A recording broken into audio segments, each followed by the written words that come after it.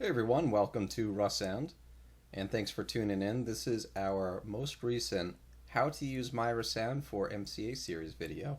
So in this video, which is a little bit longer than a typical video, we're going to just run through the fine details of managing an MCA-Series setup through MyRussound, whether that's on XTS, XTSPlus keypads, or the MyRussound mobile app on your phone or tablet. This tutorial will hopefully give you a good idea of how to use the system. And if you're looking for more in-depth information as well, we also have a MyRussound user guide available on the Russound website. Alright, let's go ahead and jump in. So, upon first initialization of the app or waking up a keypad, you'll be looking at one of several rooms on your MCA audio system. If you're looking at a screen like this, audio in this room is turned off, as it says on there. All we have to do is manage and turn on audio in this room, or maybe choose another room and make some selections. So let's start with what we have on this page first. In the top left corner we have a power state icon. With its grayed out in its current state, this means this room is off, as we can see based on the descriptive text. Tapping it will turn on audio in this room. Tapping it again will of course turn audio off.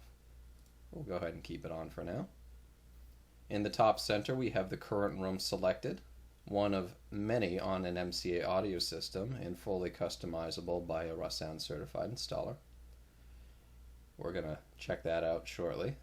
On the top right corner we have the settings icon, which opens up room specific settings for this particular zone and other multi-zone related options. Basically everything that requires setting adjustments is under the settings icon. The main page of whatever you're looking at for your room is going to show metadata and context-based controls for whatever you're listening to. Now it just so happens that we have a source selected for one of our Bluetooth devices, and with Bluetooth we're just sending audio in with no control from our MCA. That's all based from an external device like a phone or tablet, so we don't actually have any control options for this source, but we'll get into that in a little bit. The bottom center contains our volume slider so that we can adjust volume for this one room in particular. And the bottom left is our mute state. Well, just like the power icon with it grayed out, this means this audio is not muted. However, if I tap this, you'll see this red line appear and a red circle with a line going through it. That means it's engaged and we now have muted audio for this one room only. The bottom center is our current source selected for this zone. Much like the room selection at the top, this is an option that we're going to dive into a little bit more in depth, and I'm going to show you this in a moment. And the bottom right corner is our settings icon, where we can access our preset favorites that we've created, and we can also make modifications to those favorites as well. So we'll take a look at that. So let's go ahead and go into the next step. Alright, so now we're going to go into our zones page first and take a look at how you select between different rooms of audio. This is done with the selection at the top center. Again, we are currently in the kitchen zone. Simply tapping this name will show us all rooms available on the MCA system. From this overview page, we also have the option of changing power state for each room. So we can simply turn all rooms on or off right from this menu. Manage which ones we want off, etc. We can also adjust individual volume control right from this menu as well. So without having to actually commit to opening the specific room menu, we can easily manage volume level right from here. There's a small blue dot. This changes position based on what room we were most recently operating for direct system control. So that was currently the kitchen that we came from. That's why the blue dot is still there. If I tap living room, you'll actually see the blue dot shift when we go back into the room page to show the living room, which it actually didn't for me here. Not sure why it didn't, but that's okay. Normally that would shift. I'm actually using an unsupported method just for the video here, so there is prone to be a few issues. This blue dot will normally shift just to indicate which is the most recently selected room you have chosen for system control. The other thing we can do in the zone page here is we can group zones together. The plus symbol in the top right corner for each individual room would allow us to add additional zones to this particular room's group. For example, if we want to have several rooms playing a similar audio source, instead of having to go through and individually select that same audio source on each room one at a time, I can go to the kitchen, tap the plus symbol, and I'll be presented with the option of choosing whichever rooms I want to add to this group. Let's check off the living room and the office and confirm this by hitting OK. We'll now see that we have all three of our individual rooms. We also have a group volume control here, so we can adjust the whole group as one instead of each room individually. But we can still control individual volume control per room. Once you already have a group formed, you can add more rooms to this group by tapping the plus symbol again, choosing the other room you want to add, and tapping OK. Now we've added that other room to the same group. With the host room being the kitchen, whatever music service or audio source I play in the kitchen, this will be playing not only in the kitchen but all other group members, so we'll hear it also in the living room, the office, and the master bedroom. If I want to remove a room from the group, all I have to do is tap the minus symbol next to each zone that I want to remove from the group. If I want to disband the group entirely, all I need to do is tap the X symbol next to the group itself. These groups do persist through power cycles of the MCA, so if you do set up groups within MyRussound and the MCA is turned off and then back on, the groups will persist through that. You can get very creative with grouping and have more than one group active at a time. We can have our kitchen group with the kitchen and the living room. I can make a second group with the office as the host, and we'll go ahead and add the master bedroom to this group. And you'll see that we now have two different groups. We could even add a third group with the guest room and the patio. There are many possibilities for how you set up your groups here. And it's very easy to set them up on the fly and modify them on the fly as well. We'll go ahead and disband this group. And the next thing we want to look at is source selection. So we'll go ahead and go back into the kitchen here, and we'll talk about choosing sources. Alright, so let's go ahead and look at our source options now. First things first, we'll make sure the kitchen zone is turned on here. Just like the rooms menu at the top, the source menu at the bottom is going to show us what source is currently selected. And tapping this area will show us all sources available and configured on this system. The MCA-66 does allow for up to 6 independent audio sources, whereas the MCA-88 will allow for up to 8 independent audio sources. Those can be configured through web configuration, and you can actually hide or remove sources if you're not using them. As far as my sources go, I've got a Bluetooth device, 2 streamers, an AM/FM tuner, a TV, and an auxiliary input. This is fully customizable by a Russound certified installer and can be set up in a variety of ways. What you might have set up may not look like this. From this menu though, we can choose whichever source we want. The blue speaker icon will designate and show us what source we currently have selected for this room. So if I select the auxiliary input and I go back into my source menu, we will see that that blue speaker has followed us, so we can see that this is the current source we have selected for this room. Let's go ahead and select our streamer number 1, and you will notice there's an arrow here. The arrow is unique to the streamer because this will allow us to go directly into the streamer's configuration menu so that we can choose what audio source service we're listening to. If I were simply to tap the streamer name, it will just bring me to the room with the streamer selected. However, with the streamer, if I tap that arrow on the right side, it will not only select the room for us in the source for the streamer, but it will also bring me directly into the streamer's menu, so I can make my selection of what I want to listen to. Let's go ahead and hit the X to back out of that for a moment. You'll notice that the background menu has changed a little bit. In addition to our normal options, right above our volume control, we actually have a few other control options here. As I mentioned earlier, these options are context-based, so they will change based on what type of music device or streaming service we are listening to. Let's go ahead and get a music service set up here now. On my streamer, I'm going to hit the menu icon located here, so I can browse the contents of what I can play on my streamer. I'm going to make a selection from SiriusXM.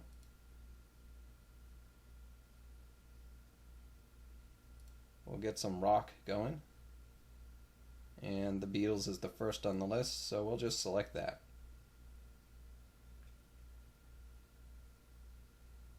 Once the streamer has connected to that service, we'll get a little bit more data, such as full metadata and background art here, as well as this timestamp for how long the service has been playing for. In the case of SiriusXM, I can play and pause the music service. Other services that I might select will give me additional options such as pause, repeat, shuffle, next song, previous song. So again, these options here for control will change based on what you are listening to. If this is a station that we enjoy listening to a lot, we can save it as a favorite. So let's go ahead and do that together. The Favorites tab is the one in the bottom right, as we outlined earlier, the star icon. If we tap this icon, we can then manage our favorites. We can add one of two types of favorites to the system, as well as recalling or managing and editing any existing favorites in our system. Let's go ahead and save the Beatles station as a home favorite. This can be kept locally on the MCA and can be played by anyone that accesses this MCA through MyRussound.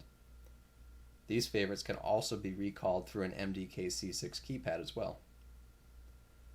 App favorites are a little bit different, and they'll only be available on MyRussound when you're running this on an iPhone or an Android phone or tablet. App favorites are actually stored locally on the phone's cached app data itself, and this would allow you to bring your favorites with you. The favorite itself would be stored on your instance of MyRussound instead of stored directly on the MCA hardware. For most favorites on an MCA, you're probably better off using home favorites. But if you do have a few MCAs set up at different sites, an app favorite would allow you to bring all your favorites with you without having to set them up in multiple places. A balance of app and home favorites will allow you to customize your system to your heart's desires. We're going to go ahead and save the Beatles station as a home favorite. We can modify the name if we want.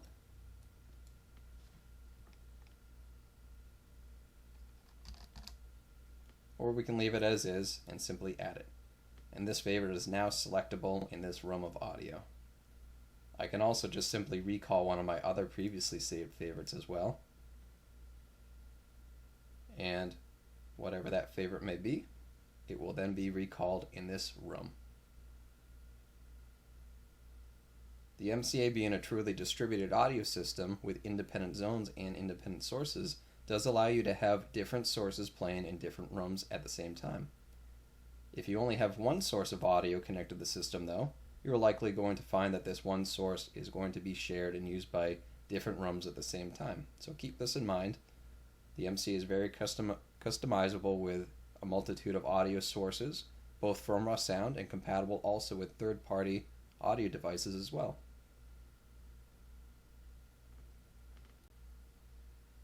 The last area we're going to cover is the settings. Settings is accessed by the top right icon. Tapping this will open settings. You do have a few options in here. Your basic audio settings will only affect the room you have selected. We also have timers and alarms. These will also only affect the one room you have selected. And then we have multi-room options. Multi-room options will actually send commands to multiple rooms. Party mode is one of the larger and more frequented options here, where you can simply turn on an entire group for the MCA. Although we did go over zone grouping, through the zone menu. Party mode would, with a few taps of your finger, turn on a very large group on the entire system. So instead of individually adding rooms one at a time, simply turning party mode on would combine every single room into just one giant group. Party master is an option when using party mode. This would simply make the zone that you initiate party mode in the master of the party, meaning that if I'm in the kitchen and I turn party mode on and I enable party master, if I'm in any other room aside from the kitchen, I cannot control what we're listening to. I need to be in the kitchen to make that selection.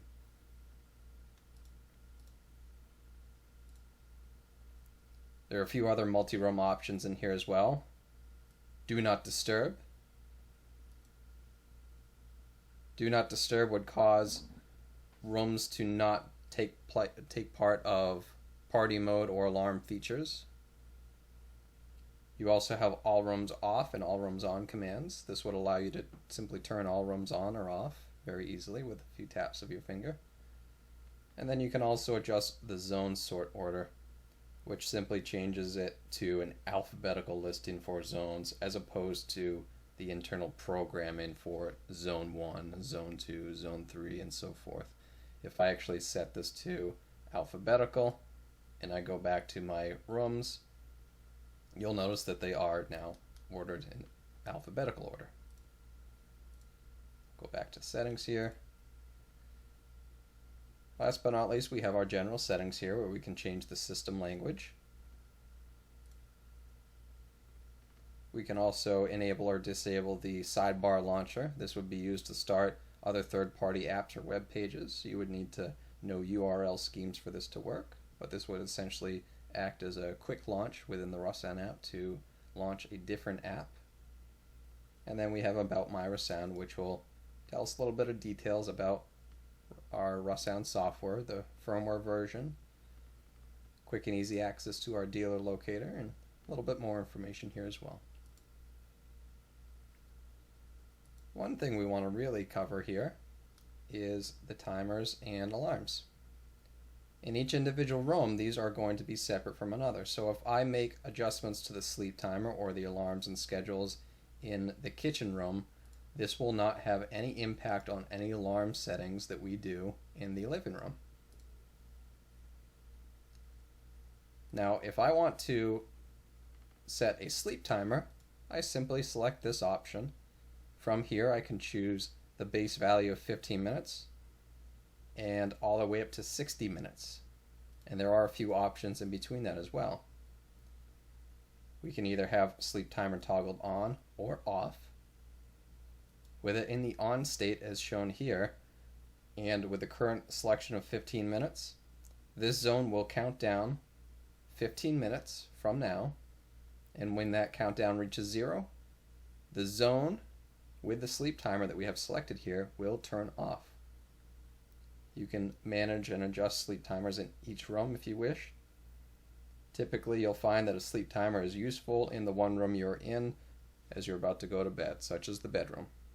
That's a great example there. If you want to go into your bedroom zone late at night, set maybe 45 minutes and engage your sleep timer and then tap done, and whatever you're listening to in that bedroom will be playing for 45 minutes, and after 45 minutes passes, the MCA will turn that zone off for you automatically.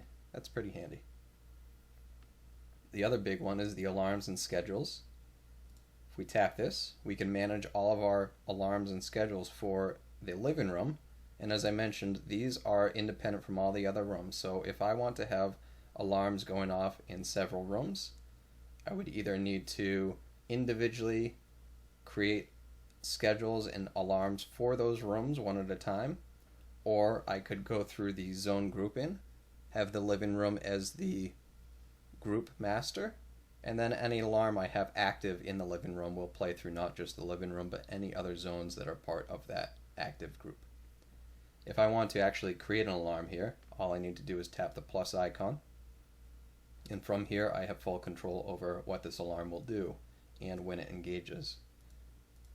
We can set it for 10 p.m. at night if we want here. And we can then set any day of the week that we want this to go off on.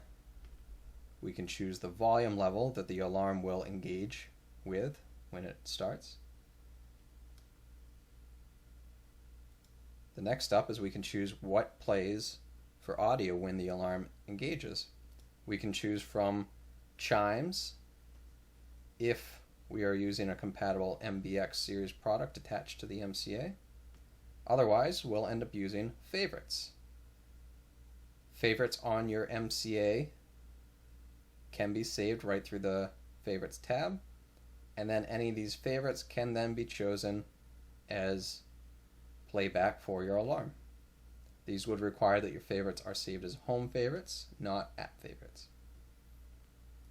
Then we can choose the alarm type, either the alarm or schedule. The alarm will act as a true alarm. When this alarm happens at 10 p.m., Monday, Tuesday, Wednesday, Thursday, and Friday, on any XTSPlus touchscreen keypad, or if we launch MyRussound when the alarm goes off, we'll then be presented with an option to either dismiss and stop the alarm or snooze it. And that brings us down to the snooze time, where we can choose how long that snooze time would be. We can also change the duration of the alarm. So when the alarm engages, if we don't outright dismiss it or snooze it, we can then choose how long the alarm sound goes for. You can have the alarm go for a full 24 hours if you really want.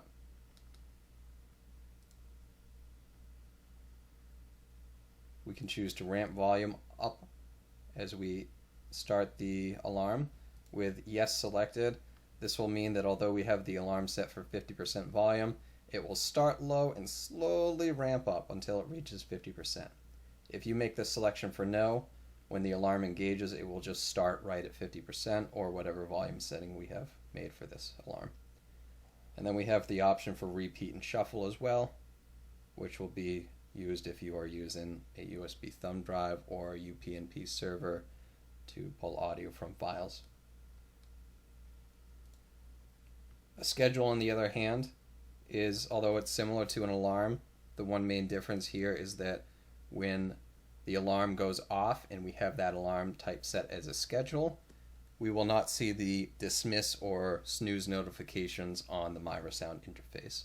And this is a great way of making your audio system fully automated so that certain services or music sources start at certain times in certain rooms, and you don't have to worry about having the alarm clock option pop up right in on your touchscreen keypad. That about covers most of the major details. Once we do have an alarm created here and saved, we can easily enable and disable it as we see fit, and we can see a snapshot of what this alarm will do for us, what days it will go off, what time, what will play. And if we don't want this alarm, all we have to do is tap the trash can to get rid of it. That about wraps up the overview of MyRussound for MCA-Series systems. If you have any questions, be sure to reach out to us. I hope you found this helpful. Thank you. Take care.